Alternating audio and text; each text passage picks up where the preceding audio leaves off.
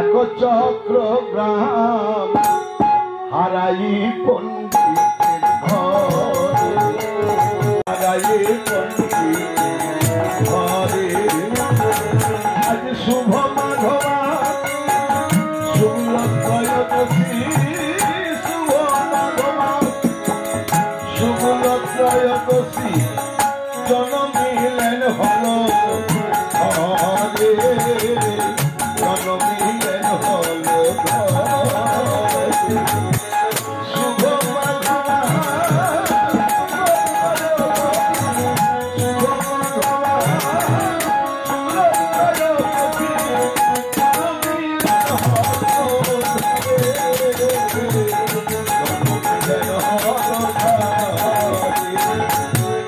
জন্ম নিল জন্ম নিল ব্রজের বল ব্রজের বলরাম জন্ম নিল। আজ শুনিয়ায় অদ্বৈত হয়ে হরষিত, অদ্বৈত হয়ে হরষিত, বুঝে কিছু মানে হয়ে হরষিত, বুঝে কিছু মানে অন্তরে জানিলা বুঝি জন মিলা, অন্তরে জানিলা বুঝি জন মিলা, নামের অগ্রজ ভাগে অন্তরে জানিলা বুঝি জন মিলা, নামের অগ্রজ ভাগে। আমাদের এক চক্রগ্রাম ধন্য হলো, এক চক্রগ্রাম ধন্য হলো, আমাদের এক চক্রগ্রাম ধন্য হলো, এক চক্রগ্রাম ধন্য হলো। দেখো দীর্ঘগ্রাম আজ ধন্য হলো, এক চক্রগ্রাম ধন্য হলো, এই দীর্ঘগ্রাম ধন্য হলো, এক চক্রগ্রাম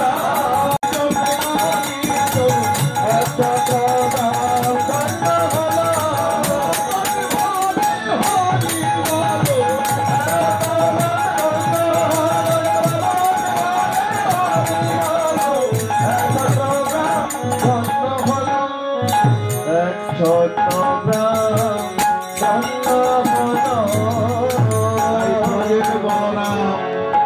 এসে গেছেন আজকে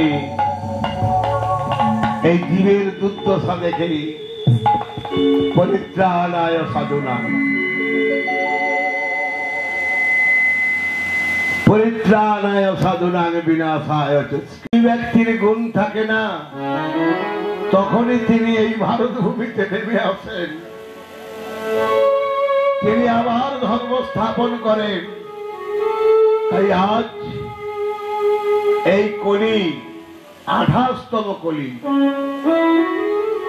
একবার নয়, এই কলিযুগটা একবার নয় 28তম হয়ে গেছে মা। এবারে কলিকি অবতার হবে। এই কলিকি অবতারে শ্বেত ঘোড়ার উপর চড়ে ব্রাহ্মণ সন্তান এসে আমার মতো সাধুদের আগে ছেদন করবে। কেন জানেন? যত সাধু, বেশধারী সাধু ভজন জানে না, সাধন জানে না, প্রেম জানে না, তারা জগতে বেরিয়ে পড়েছেন জগৎকে ঠকাবার জন্য। তাই এই কলকি অবতার হবেই হবে। কেন? সাধুর মধ্যে সাধুত্ব নেই, মুখে বলছে এক আর কর্ম করছে এক। আজ এসে গেছেন এই শ্রীধাম নবদ্বীপে অবতীর্ণ হয়ে গেছেন আমার নিতাই গৌর, সেই ব্রজের রাধা কৃষ্ণ, ব্রজের বলরাম এসে তিনি জগৎকে জানিয়ে দিলেন, তোমরা পরম যতনে আমার শ্রীনাম রতনে, তোমরা পরম কণ্ঠহার, তোমরা পরম যতনে শ্রীনাম রতনে পরম কণ্ঠহার। নাহি কোন লোকে গোলকে লোকে, নাহি কোন লোকে নাম সমধন আর পরম কণ্ঠহার। একবার পরম যতনে নাম রতনে পরম কণ্ঠহার। তাই মহাজন বললেন, এই নামকে সার করো, নাম ছাড়া জীবের কোনো গতি নাই, গতি নাই, গতি নাই। নাম চিন্তামণি কৃষ্ণ সচ্চিদানন্দ বিগ্রহ, অনাদির আদি গোবিন্দ, সর্বকারণের কারণম। যেমন বীজের ভিতর বৃক্ষ আছে, নাহি যায় দেখা, নামের মধ্যে গোবিন্দ আছেন তার চূড়া ধরা আঁকা। নামের মধ্য দিয়ে নামীকে নামিয়ে আনতে হবে, তবেই তো ভক্ত। নচেত অনেক মালা পড়লাম, তিলক রচনা করলাম, কিন্তু আমার ভজন সাধন হলো না। শুধু কর্ম করতে হয়, করি, মানে বলে করি, আর যদি না মানে হবে না। রাধে রাধে। তাই আজ এই সংসারে আমরা কি করছি জানেন? ঠাকুরের কাছে যেটা বাজারে কেউ নেয় না, এতটুকু একটি থালা আর এতটুকু একটি গ্লাস, মানে জল এক ঘোঁটো ধরবে না, সেই রকম দিয়ে চারটা নকুল দানা দিয়ে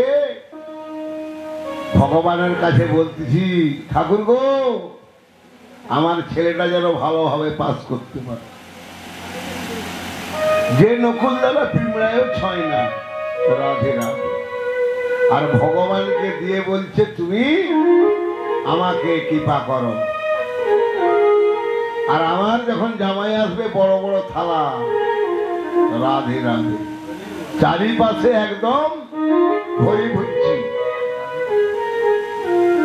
ভগবান বলেছেন, আমি তো কিছু চাই না, একমাত্র চোখের জল আর এক গুন্ডুস চোখের জল আর তুলসী পত্র দিয়ে আমাকে ডাকলেই আমি সাড়া দিই। কিন্তু সেভাবে তো আমাকে কেউ ডাকে না। তাই আমি যাই কি করে? তাই ভগবান পরীক্ষা করেছিলেন কাকে? না ধ্রুবকে।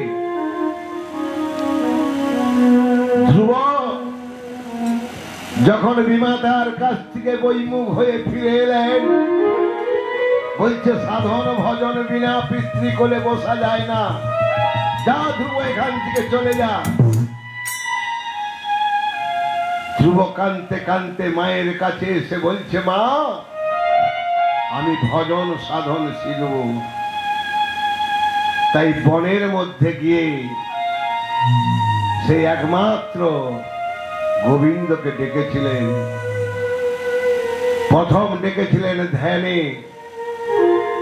তারপর ডেকেছিলেন ঊর্ধ্বপদে হেড মুন্ডে। 7 দিনে একবার সেবা করে সব ত্যাগ করলেন। বৈকুণ্ঠের আসর লড়ে গেল, কিন্তু ভগবান এলেন না। কেন জানেন? ভগবান তো ভক্ত কিবা ব্যতীত ভগবান কোনদিন আসবেন না, স্বীকৃতি দিবেন না। যখন বৈকুণ্ঠের আসন লড়ে গিয়েছে, লক্ষ্মী বলছে, প্রভু এই বৈকুণ্ঠের আসন লড়ছে, কে তোমার ভক্ত ডাকছে? না 5 বছরের ধ্রুব ঊর্ধ্বপদে হেড মুন্ডে ডাকছে, যাও তার কাছে দেখা দাও। বলছে না, তিনি এখনো আশ্রয় গ্রহণ করে না। যে এত আসন টলিয়ে দিতে পারে তার আশ্রয় গ্রহণ হয় না। বলছে না, অনুগত বিনে ঐশ্বর্য জ্ঞানে ভজিলেও নাহি পায় ব্রজের ব্রজেন্দ্র নন্দন। অনুগত বিনে হবে না।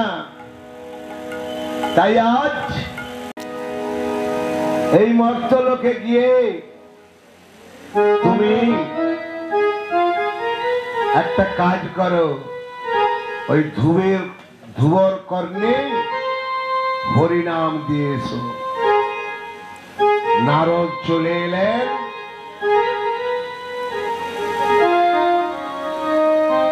বট্টধামে এসে দেখলেন ধ্রুব বসে বসে ঊর্ধ্বপদে হেড মুন্ডে নাম জপ করছে। বলছে, এই ধ্রুব এধারে আয়। বলছো, তুমি কে গো? তুমি কি সাধু? তুমি যদি সাধু হও আমাকে ডাকছো কেন? ও আমার ধ্যান ভাঙাবার জন্য না? আমি যেন কিছু বুঝি না। তুমি কি ভগবান? বলছে, না আমি ভগবান নয়, আমি ভক্ত। কেন ডাকছো? না ভগবানকে পাই দেওয়ার রাস্তাটা তোমাকে তৈরি করে দেব। হরি বল, হরি বল। ভগবানকে পেতে হলে রাস্তা তৈরি করতে হবে। সাধু সঙ্গ, সাধু সঙ্গ সর্বশাস্ত্রে কয়, সাধু সঙ্গ নেওয়া মাত্র সর্বসিদ্ধি হয়। ধ্রুবকে ডাকলেন, ধ্রুবকে বললেন, যাও তুমি স্নান করে এসো। ধ্রুব স্নান করে এসে নারদের কাছে বসলেন।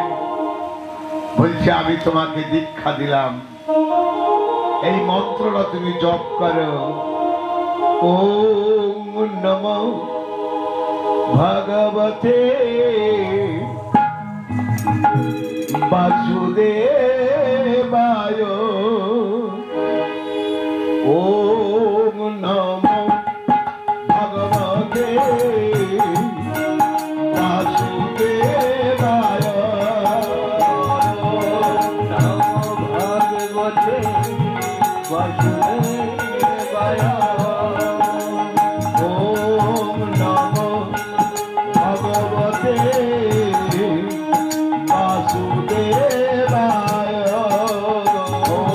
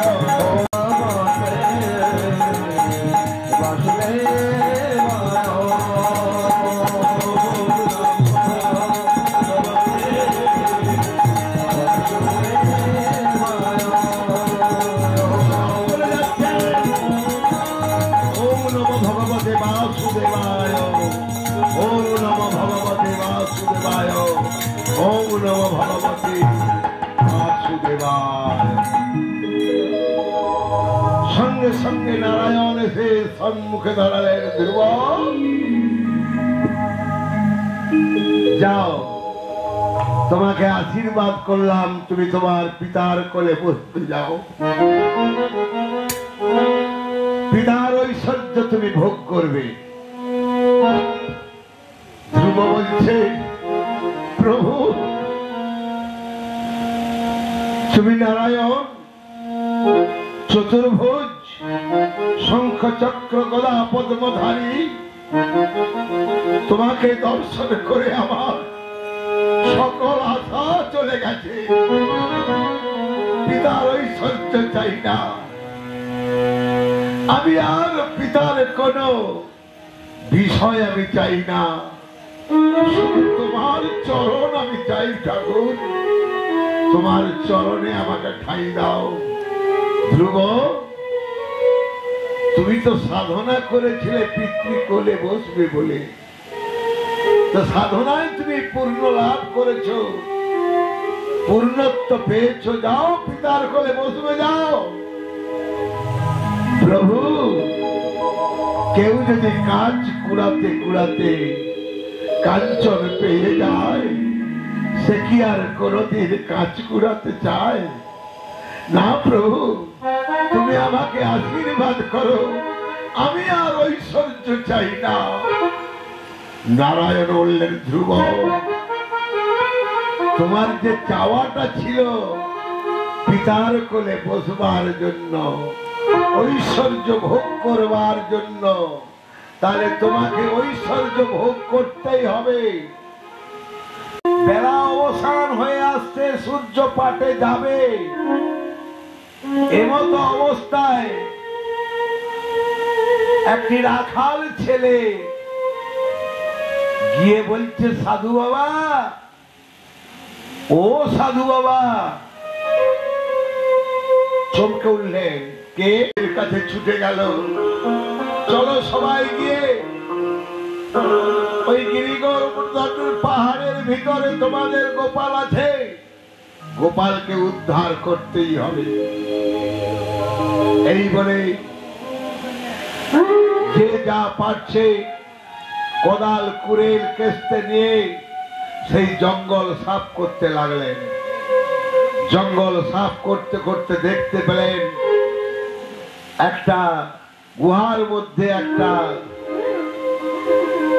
চাদর চাপা দেওয়া আছে। যেই না চাদরটাকে টেনেছে, অমনি গোবিন্দের মরণ দেখতে পেলেন। তাই সবাই মিলে আনন্দে সেই গিরি গোবর্ধন থেকে সেই গোপাল মূর্তি নামালেন, সেই গোবিন্দ মন্দিরে স্থাপন করলেন। 108 কলস জল দিয়ে ধৌত করালেন, 108 দুগ্ধ দিয়ে ধৌত করালেন, ঘৃত, মধু, দধি ধৌত করিয়ে তাকে স্নান করিয়ে আবার পুনশ্চ তাকে স্থাপন করলেন। এবং ওই আগর গ্রামে এই যে গোবিন্দ মন্দির, ওখানে যারা শুনতে পেল সবাই ছুটতে ছুটতে যাচ্ছে। পাহাড় থেকে গোপাল বেরিয়েছে, পাহাড় থেকে গোপাল বেরিয়েছে। তাই সবাই ছুটে ছুটে যাচ্ছে সেখানে সেবা দেওয়ার জন্য। সেই সেবা চালাতেন।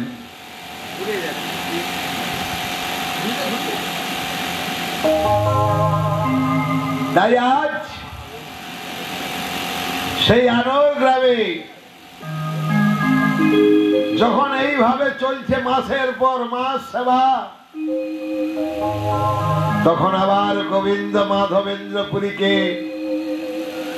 স্বপ্নে জ্বালালেন। মাধবেন্দ্র, আমার গায়ে গাত্রদাহ হচ্ছে, তুমি যাও, তুমি রেমুনায় যাও, সেখান থেকে মলয় চন্দন কর্পূর এনে যদি আমার অঙ্গে লেপন করতে পারো তাহলে আমার গাত্রদাহ নিবারণ হবে। ওই রেমুনার পথে শুনতে পেলেন যার লাগি হরিবল হরিবল, এখানে নাকি গোপীনাথের ক্ষীর অতি প্রসিদ্ধ। মাধবেন্দ্র পুরী জানতে পারলেন এখানে গোপীনাথের ক্ষীর অতি প্রসিদ্ধ। তিনি কোনদিন কারো কাছে চেয়ে খেতেন না, কেউ যদি যেচে দিত তবে পেত, নইলে উপবাসে কাটত।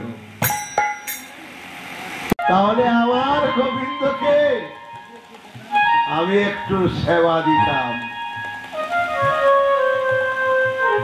সেবা দেওয়ার জন্য আকাঙ্ক্ষা, সবাই তো সেবা দেয়, কিন্তু মনের আবেগে সেবা দেওয়া আর ওর ঘরে হয়েছে আমিও দেব সেবা।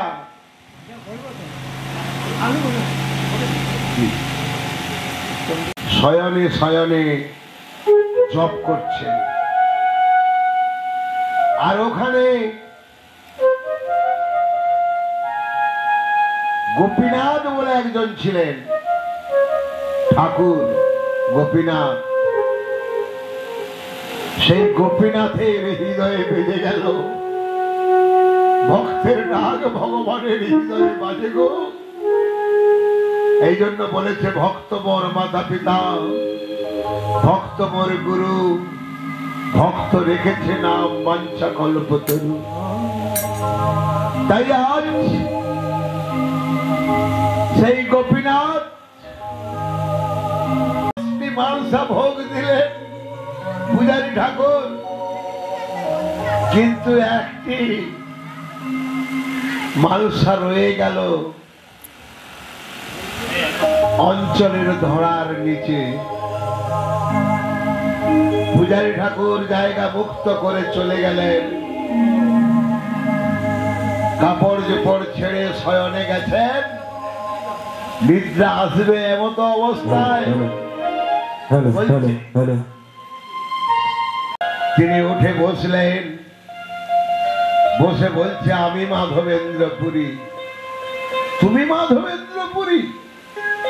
তোমার জন্য গোপীনাথ ক্ষীর চুরি করে রেখেছে, তুমি ভাগ্যবান, আর তোমার জন্য আমিও আজ ভাগ্যবান। কি গো মা,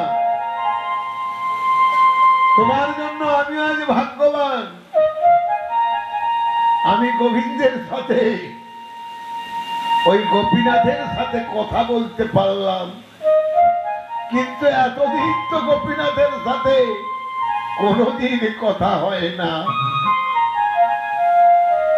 তাই আজ সেই পূজারী ঠাকুর মাধবেন্দ্র পুরীর হাতে দিয়ে চলে গেলেন গৃহে। মাধবেন্দ্র পুরী সেই ক্ষীর আস্বাদন করে ভাবছে, এখানে যদি থাকি তাহলে আমার নাম খ্যাতি প্রকাশ হবে। তাই তিনি ওখান থেকে চলে গেলেন কোথায়? সেই রাজা তখনকার দিনের যে রাজা ছিল উড়িষ্যায়, তার কাছে গেলেন মলয় চন্দন আনবার জন্য। সেই মলয় চন্দন কর্পূর যোগে এমত অবস্থায় বৃন্দাবনের গোবিন্দ বললেন, মাধবেন্দ্র, ওখানে গোপীনাথের অঙ্গে মলয় চন্দন দিলে